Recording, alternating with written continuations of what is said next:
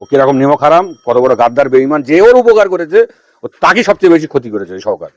তোয়াসির দিকে উপকার করেছে, ওকে সবচেয়ে বেশি গালিগালাজ করেছে। আমি উপকার করেছি, আমি তো অন ক্যামেরা ওপেন আপনাদের সামনে বলছি, ওকে আমি এক গাদা উপকার করে রেখে দিয়েছি, তার বিনিময়ে ওর থেকে আমি 4 আনা পয়সা নিইনি। তাহলে ও আমায় ক্ষতি করেছে, তাহলে ও যে যে উপকার করেছে ও তারটা সবচেয়ে বেশি ক্ষতি করেছে। তা ও মানুষ যদি ওকে ভোট দেবে তা মনে করতে হবে যে তাহলে কবর খুঁড়ে রেখে দিয়ে ওর ভোট যেন ওকে ভোটটা দেয়। ওই তো বড় হরিদাস পাল সরকার তো বলে ও এত বড় হুনু নেতা, তো ও ভাঁড় থেকে ভোটে জানাক না দেখি। আমি ওকে ওপেন চ্যালেঞ্জ করছি তোমাদের মাধ্যমে, যে বাপের বেটা যদি হয় ও ভাঁড় থেকে নির্বাচনে প্রতিদ্বন্দ্বিতা করে এখান থেকে জিতে দেখার। বড় বড় কথা শহীদ মিনারের থেকে আমি ভাঁড়ের বিধানসভায় লোক ভরিয়ে দেবো, আমি করবো তা করবো, কোটি কোটি টাকা খরচা করছে। তা তোর এতই বড় যখন দম আছে, দল যখন তোকে প্রস্তাব দিয়েছে ভাঁড়ে দাঁড়ানোর জন্য, তা তুই ভাঁড় বাদ দিয়ে বলছিস কেন আমি আমার পুরনো সিটে দাঁড়াবো? তুই ভাঁড়ে দাঁড়া না। বলে ভাঁড়ে আমি দাঁড়াতে পারে, আবার আমার ছেলেকে বা আমার জামাইকে স্ক্যানিং দিতে হবে কি? দলটা কি ও কিনে রেখে দিচ্ছে নাকি? দল যা স্ক্যানিংয়ে যাকে মনে করবে তাকে দেবে। তুই ভাঁড়ে দাঁড়া না দেখি। ভাঁড়ে ধরে 2.5 বছর ধরে নার্সিং করছিস, খুন করছিস, মিটিং করছিস, সভা করছিস, সমিতি করছিস, তাহলে ভাঁড়টাকে ভালো করে তুই বুঝে নিয়েছিস। কম্বল দিচ্ছিস, চাল দিচ্ছিস, ডাল দিচ্ছিস, তা তুই ভাঁড়ে দাঁড়া। কত লোক তোকে ভালোবাসে দেখি, কত ভোটে তুই জিতিস। আর আমরা ওই ধরনের সিপিএমই কায়দায় হারমাতগিরি করে রাজনীতি করতে পারবো না। এখন 15 বছর এই দলটার ক্ষমতা হয়ে গিয়েছে। একটা অ্যান্টি ইনকামবেন্সি ফ্যাক্টর সবসময় কাজ করে গভর্নমেন্টের বিরুদ্ধে, এবং তার বিরুদ্ধে কিছু করতে গেলে একটু দমন পীড়নের ব্যবস্থা করতে হয়।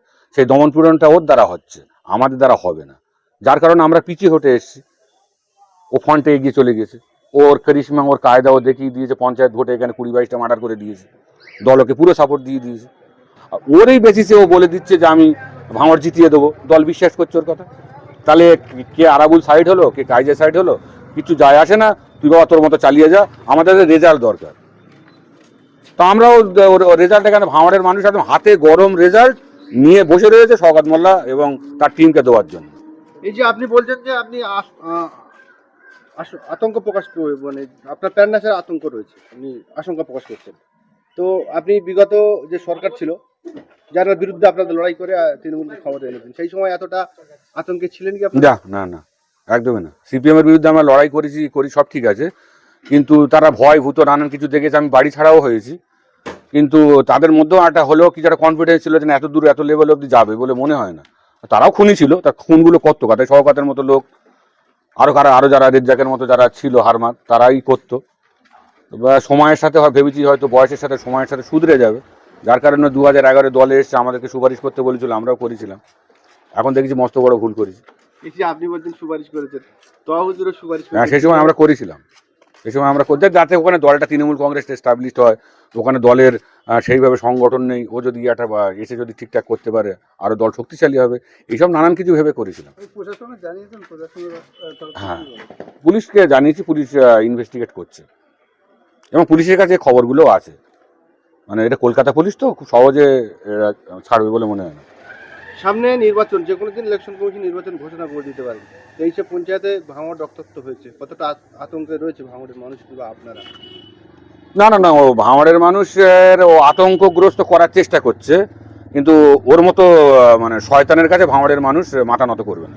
ভাঙড়ের যিনি বর্তমানে অবজারভার আছেন, পীরজাদা তোয়াসির দিকে, তিনি বলছেন যদি ওনাকে অবজারভার রেখে ভাঙড়ে ভোট করে, ভাঙড়ে যদি খুন খারাপি হয় তার জন্য দায়ী কিন্তু মমতা ব্যানার্জি, অভিষেক বন্দ্যোপাধ্যায়। ঠিকই বলেছে, আমি পুরো একমত। এবং এখানে যদি কেউ ওর সমর্থনে ভোট দেয় বা কিছু করে, তাহলে তো মনে করবো যে তারা অ্যাডভান্স আগে থেকে কবর খুঁড়ে রেখে যেতে হবে। মানে ইলেকশনের পরে ভালো কিছু হলে তাকে কবরে ওই সবার আগে ঢোকাবে, কারণ ওকে আমরা খুব ভালোভাবে চিনে নিয়েছি। সামনে ভোট আসছে, কি চিন্তা ভাবনা রয়েছে এই আতঙ্কের মধ্যে থেকে? কি করবেন আপনারা? আমরা কিছু করবো না, আমরা কোনো রকম কোনো অ্যান্টিবায়োটিক অ্যাক্টিভিটিসও করবো না, কোনো কিছু করবো না। নিজের ভোটটা দিলে দিয়ে চুপচাপ থেকে থাকবো, সময় আছে, সময় কথা বলবে। এই যে আপনি এটা কি পাঁচালি বলে নাম উঠেছিল, ওই থেকে কেটে দিয়ে এসছে। তার মানে দলকে কতটা ও মানে নিজের কন্ট্রোলে নিয়ে যে ভাবতে হবে, সেখান থেকে আমার দলের প্রতি আস্থা উঠে গেছে। যে তৃণমূল পার্টিটা সে আগেকার মতো নীতি আদর্শ নেই, আর মমতা ব্যানার্জি যাকে আমরা দিদি বলে সম্মান করতাম, উনি আর সেই জায়গায় দলকে আর রাখেননি। মানে এর মতো হারমাদের মতো লোকেরা, শওকতের মতো লোকেরা মানে গ্রামে গ্রামে এলাকায় এলাকায় দলটাকে কুক্ষিগত করে নিয়েছে। এখানে আর ভালো লোকের কোনো স্থান নেই, শিক্ষিত লোকের কোনো স্থান নেই। দেখছি না কেন ভুয়ো সার্টিফিকেট দিয়ে আলিয়াতে গিয়ে হয়ে গেল, কোর্ট মেম্বার হয়ে গেল, তারপর আমি সোচ্চার হলাম, চ্যালেঞ্জ করলাম বলে ও একদিনও ভয়ও আলিয়া ইউনিভার্সিটিতে যায়নি। শওকত ও বাপের বেটা হবে তো একদিন আলিয়া ইউনিভার্সিটি যাক না, ও ক্যাম্পাসে যাক না, যাক, ওকে ওকে জুতো পেটা করবে। তো আপনারা যে অভিযোগগুলো মিডিয়া বা নিজেদের ক্ষোভগুলো ঘনিষ্ঠ মহলে বলছেন, আপনাদের সাথে মমতা ব্যানার্জি আরাবুলদার সাথে আপনাদের সাথে যথেষ্ট ভালো সম্পর্ক। হুম। বিষয়টাকে তার কাছে এখানে এখন স্বার্থের ব্যাপার চলে এসছে। এখানে স্বার্থ, টাকা আর পাওয়ার। ফেলো করি মাকো তেল, যে কাজ আমরা করতে পারবো না, খুনি করতে পারবো না, এসব আমাদের দ্বারা হবে না। ও যাকে দিয়ে মমতা ব্যানার্জি ভালো মনে হচ্ছে তাকে দিয়ে করাক, কোনো আপত্তি নেই, কিন্তু রেজাল্ট ভালো হবে না, এর পরিণাম ভালো হবে না। কোনো এক বাবা ফুরফুরা শরীফ থেকে যে এখানে কোনো চ্যানেলের মাধ্যম দিয়ে বলছিলেন, প্রথম কথা আমার বক্তব্য হলো, ফার্স্ট হলো কাজ্জাব, বোঝেন কাজ্জাব, 1 নম্বর কাজ্জাব। 1 নম্বর কি বললাম? 1 নম্বর হচ্ছে কাজ্জাব। আল্লাহ রসুলের জামানায় কিছু সাহাবা ছিলেন বা কিছু মানুষ রসুলের উম্মাত সেজে মুনাফিকি করেছিলেন, রসুলের সাথে ঘুরতেন, মুনাফিকি করতেন। সেরকম অলিদের দরবারে কিছু মুনাফিক ছিল, তারা মুনাফিকি করে বেড়াতেন, সমাজে বিভ্রান্তি সৃষ্টি করতেন। তার মধ্যে এই বাবা একজন এই ফুরফুরার দরবারে আছে, আর ফুরফুরার দরবারে থেকে মুজাদ্দেদের জামানের নীতি আদর্শ, তার মান সম্মানকে মাটিতে মিশিয়ে দিচ্ছে। এইটাই হচ্ছে আমার বলার, একটাই হচ্ছে ভূমিকা। কেন আমি একটাই ব্যক্তি, এবং এখানে ফুরফুরায় আরও পীর সাহেব পীরজাদা আছে, সকলেই মর্মান্তিক, একটা মর্মান্তিক। কেউ চাই না যে ফুরফুরার কোনোভাবে কোনো দিক দিয়ে যে বদনাম বাংলায় বিভিন্ন সম্প্রদায়ের মানুষের কাছে কাছে পৌঁছায়।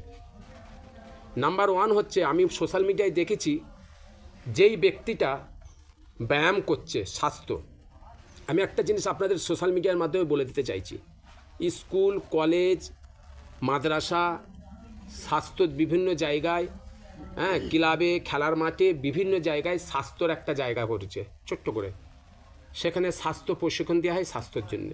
আপনি যান বিভিন্ন জায়গায় দেখেন, একটা করে রুম নিয়ে নেয়, সেখানে স্বাস্থ্য প্রশিক্ষণ হয়, দেওয়া হয়।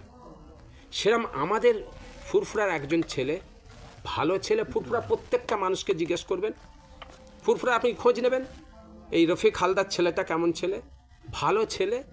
সে কিছুদিন আগে এই যে আপনার কী ওইটা, এই আপনার স্বামীনারায়ণ গোষ্ঠীর যে কাছ থেকে, হ্যাঁ, শনিবার গোষ্ঠীর কাছ থেকে একটা রুম ভাড়া নিয়েছিল। সেই রুমটা আপনার ভাড়াই ছিল কিছুদিন আগে, হয়ে গেছে বেশ কিছুদিন, সেই ভাড়া হিসাবে সে ছেড়ে দিয়েছে। আপনারাও নিতে পারেন, আমি সোশ্যাল মিডিয়ার মাধ্যমে বলছি, এখনও এই মুসাফির খানায় রুম ভাড়া দেওয়া হয়, রুম ভাড়া দেয়। আপনারা কেউ যোগাযোগ করতে পারেন, এই শনিবার গোষ্ঠীর মাধ্যম দিয়ে ওনাদের কাছে যেতে পারেন, ভাড়া নিতে পারেন। এই মুসাফিরখানায় খুব কম পয়সায় ভাড়া দেওয়া হয়, ভাড়া দেয়। কেন, এই মুসাফিরখানাটা সরকার বানিয়ে দিয়েছে, তার একটা মেনটেন্স খরচা আছে, সেই খরচাটা যাদের ঘরে দিয়েছে, এই যে এই